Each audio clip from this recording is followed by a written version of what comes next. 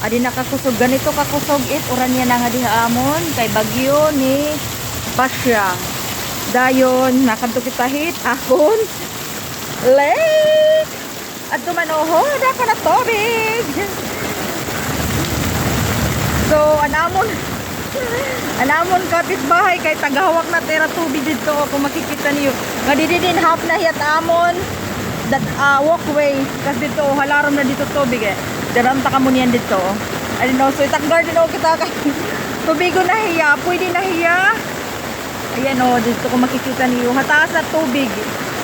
O, ngadtot kami lang gabalay kay tagahawak na oho. Adi dito tubig na hada ko halarom. Pwede na mag-swimming nga dito hamon niya na yan o. Lampo na tubig.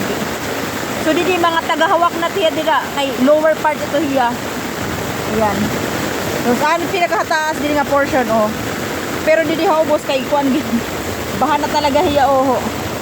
So i-share ko laha iyo.